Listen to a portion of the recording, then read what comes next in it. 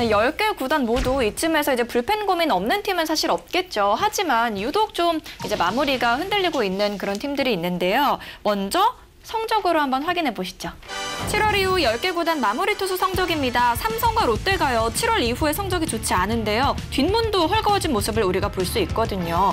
위원님, 오승환 선수의 부진이 좀 일시적이라고 보시나요? 네, 저는 일시적이라고 생각합니다. 그리고 김원준 선수도 저는 그렇다고 생각이 들고요. 하여튼 이 두 선수가 방어율도 2점대였어요. 근데 지금 김원준 선수는 6점대, 그리고 오승환 선수는 12점대.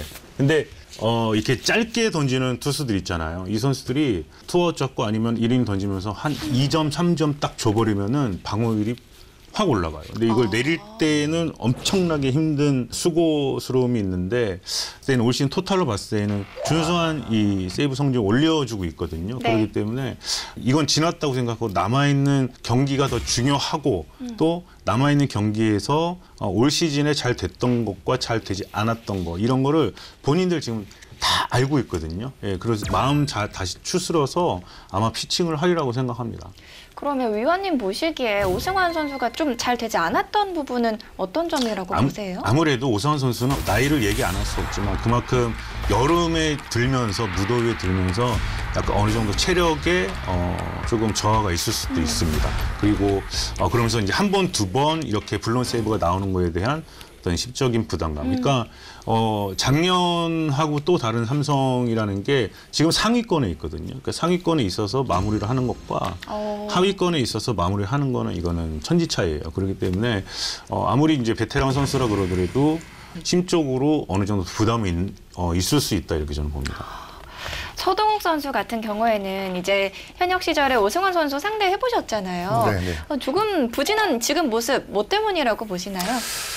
글쎄요, 저 기억을 되살려보면 오승환 선수가 갖고 있는 그 볼은 볼 스피드와 상관없이 그 돌직구라고 하잖아요. 그게 이 포수 마스크 쪽으로 형성되는 그 힘 있는 볼이었거든요. 근데 지금은 조금 낮게 조금 피하는, 도망가는 좀 그런 패턴이 좀 보이지 않나, 그렇게 좀 생각이 좀 들어요.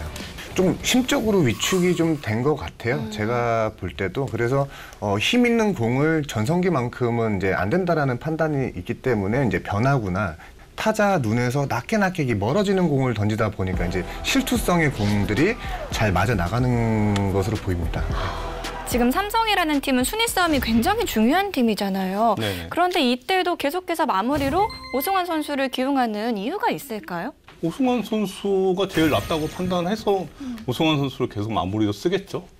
베테랑에 대한 예우라고 생각은 하지 않고요. 지금 삼성이 하위권에 있어갖고 성적을 기대하기 어렵다 싶으면 모르겠는데 지금 계속 순위 싸움을 엄청 치열하게 하고 있는데 지금 현재로서는 삼성으로서는 오승환만한 마무리가 대안이 별로 없다라고 생각할 거예요.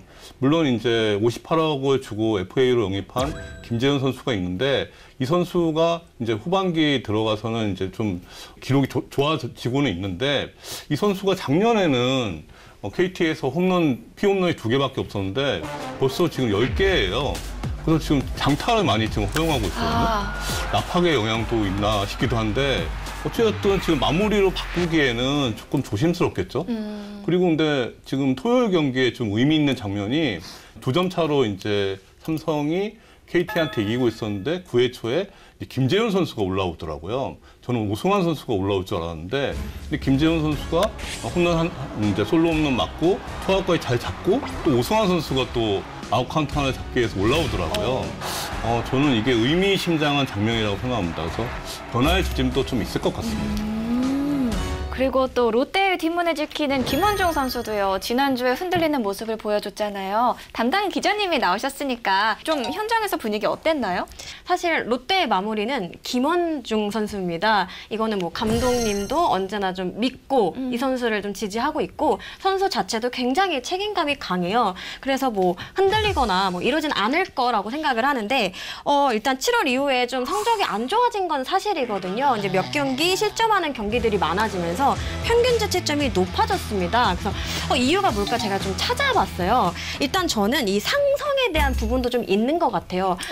김원중 선수가 올해 전체로 봐도 사실 LG에게 좀 약했습니다. 올해 5경기 등판을 했는데 한 경기 빼고는 매번 좀 실점을 했습니다. 그리고 올해 엘롯 라시코라고 하죠. 워낙 팽팽했잖아요. 그런 영향도 좀 없지 않아 있지 않을까 생각이 들었고 또 눈에 띄는 부분을 좀 찾아보자면 뜬공 비율이 조금 높아졌다라는 부분을 들 수 있겠더라고요. 이 김원중 선수 하면 누구나 다 아는 포크볼을 가지고 있잖아요. 어떻게 보면 좀 극단적으로 좀 땅볼을 유도하는 그런 유형인데 뜬공이 많아지면서 좀 장타에 대한 위험이 조금 높아졌고 실제로 피장타율이 좀 크게 오르기도 했습니다. 이 포크볼의 좀 위력이 좀 떨어지는 듯한 그런 모습을 보여줬는데 이 부분만 살짝 이제 본인이 해결을 한다면 다시 우리가 바라는 우리가 기대하는 김원중 선수의 모습으로 돌아오지 않을까 싶습니다.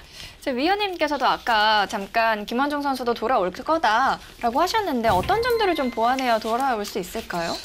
보완 시즌 중에 뭔가를 보완한다는 거는 너무나도 힘든 일이고 또 후반기에 들어서 김원중 선수가 좀 이렇게 안 좋다는 어떤 그 지표가 있는데 저는 김원중 선수가 이제 후반기 들어서 이 파마를 하고 나왔더라고요. 그래서 너무 마음에 들었었거든요. 근데 그게 뭐냐면 마음가짐이거든요. 네. 제가 작년에도 그렇고 올해도 그렇고 김원중 선수하고 같이 이제 셀카를 찍었거든요. 그러니까 통하는 거였죠. 야구장 딱 나갔는데 괜히 눈이 마주쳐. 김원중도 나를 봐. 그런 교감이 있어요. 그런데 머리 길러본 남자가 머리 길러본 남자의 마음을 알듯이 이제 마음을 딱 먹고 나왔거든요. 근데 한 가지 이 문제점이라기보다도 이제 상대 팀에서 이렇게 뭔가 걸고 넘어지는 게 있었죠. 그러니까 스텝을 밟으면서 이제 자기의 편한 그 축에 플레이트에 스텝을 밟으면서 맞춰가는. 근데 결국은 이걸 움직이다가 바로 던져면 안 된다라는. 그러니까 한번 그 스텝을 밟다가 한번 멈췄다가 던져야 되는데 이걸 이제 경고를 받고 나서 마운드 위에서 직접 하려고 하다 보니까 전체적인 이 조금의 밸런스에 좀 문제가 왔었던 거 아닌가. 그리고 그런 상태에서 안타를 맞거나 정시 실점을 하게 되면은 더 나빠지는 기분이 있습니다. 그래서 김원중 선수가 한번 체크를 해봐야 되는 게 연습을 할 때 근데 마무리 투수들은 경기하기 전에 뭔가 피칭을 할 수 있는 상태는 안 되거든요. 경기를 할 때 공을 던져야 되기 때문에. 그래서 경기 전에 뭔가라도 해서 이 스텝을 받다가 한번 스톱을 했다가 던지는 그 연습을 항상 좀 하고 들어오는 게 자기도 공식 마운드에 올라가서 더 편하지 않을까 그런 생각이 듭니다. 계속해서 마무리 투수들 성적들 볼게요. 치열한 순위 싸움 중인 중위권 팀들 한번 보겠습니다. 와, KT의 박영현 선수가 진짜 압도적이고 이용찬 선수 같은 경우에는 평균 자책점은 좋은데 세부 이 스탯들을 보니까 경기 볼 때 조금 불안할 수 있을 것 같아요. 이용찬 선수는 이제 클래식 스탯 그냥 기록을 보면은 양호해요. 괜찮은데 실제 경기를 보면 좀 불안불안하더라고요. 근데 7월에 이제 매 경기에 이제 보면 매 경기 안타를 허용했어요.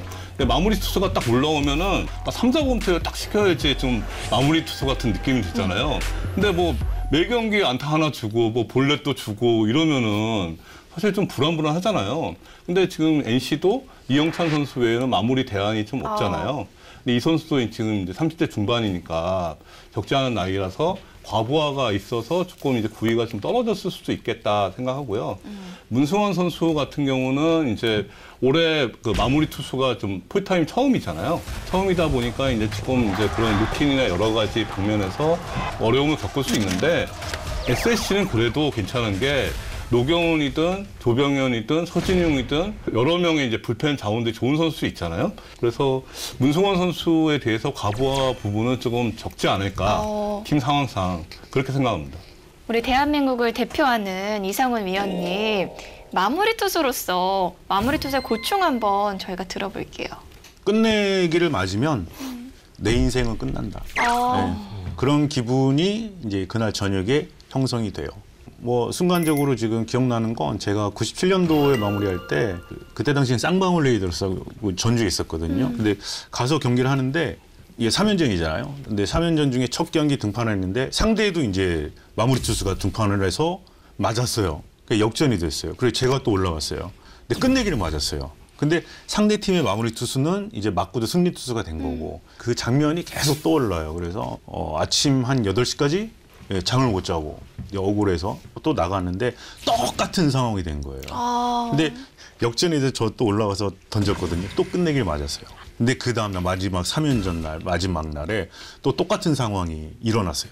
근데 그때 당시에 그렇게 되면은 감독이 안 올라오 보낼 수도 있잖아요. 그럴 것 같은. 근데 또 올려보내더라고. 근데 마지막 경기는 3점으로 끝났어요. 그래서 블런 세이브를 하면은 빨리 이 블런 세이브를 잊어야 하는 경기가 한번 나와야 됩니다. 그래야 이제 다시 제 바란스로 가거든요. 그게 안 되고 자꾸 뭐 민기적거리고 이렇게 상황이 안 되고 이러면 되게 좀 뭐라 해야지 좀 의기소침해져 있어요. 네, 그래서 야구가 이 시즌 중에 할 수 있는 거는 그냥 멘탈 관리밖에 없습니다. 예, 멘탈 쪽이 똑바로 안 잡으면은 그냥 시즌이 이렇게 끝납니다. 네, 시즌 막판으로 갈수록 마무리 투수의 역할이 점점 더 중요해질 텐데요. 과연 각 팀의 뒷문을 단단하게 걸어 잠글 마무리 투수는 어떤 투수가 될지 지켜봐 주세요.